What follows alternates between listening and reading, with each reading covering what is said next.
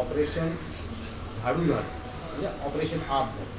आता महाराष्ट्रातले दोन पक्ष रांगेत आहेत असं म्हटलं जात आहे, कारण अलीकडच्या काळात खूप चर्चा होत्या आणि कदाचित आता महाराष्ट्र रडारवर असेल.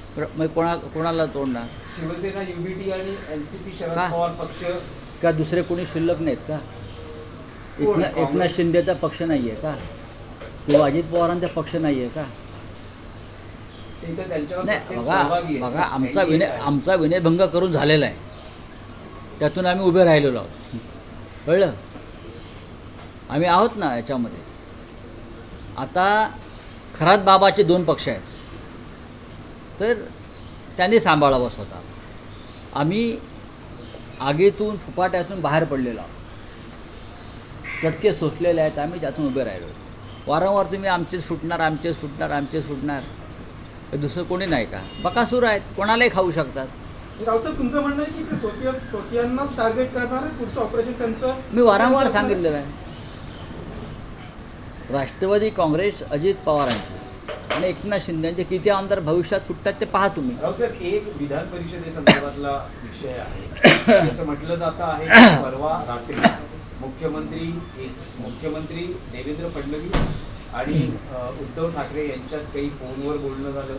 मुख्यमंत्र्यांचाही आग्रह आहे की उद्धव ठाकरेंनी निवडणुकीच्या रिंगणात असावं, जेणेकरून ही बिनविरोध होईल आणि महाराष्ट्रात जे काही हॉर्स ट्रेडिंग होतं तर ते टाळता येऊ शकतं. अतिरिक्त उमेदवार नको, यासाठी मुख्यमंत्र्यांचेही प्रयत्न आहेत आणि त्या संदर्भात उद्धव ठाकरे घोडेबाजार कोण करतं? विरोधी पक्ष करत नाही ना. ज्यांच्याकडे प्रचंड पैसा आणि सत्तेची मस्ती आहे तेच घोडेबाजार लावतात, तेच जुगार आणि आकडा लावतात, तेच आमदारांना विकत घेऊ शकतात. विरोधी पक्ष तर घोडेबाजारात उतरतच नाही कधी. हा इतिहास नाही आहे महाराष्ट्रात किंवा देशातला. एक जागा महाविकास आघाडीला मिळेल, त्या संदर्भात हर्षवर्धन सकपाळ साहेब, प्रदेश काँग्रेसचे अध्यक्ष, यांनी उद्धव ठाकरे साहेबांशी चर्चा केलेली आहे. सुप्रियाताई सुळे किंवा त्यांच्या राष्ट्रवादी काँग्रेस पक्षाने त्यांची भूमिका जाहीर केलेली आहे.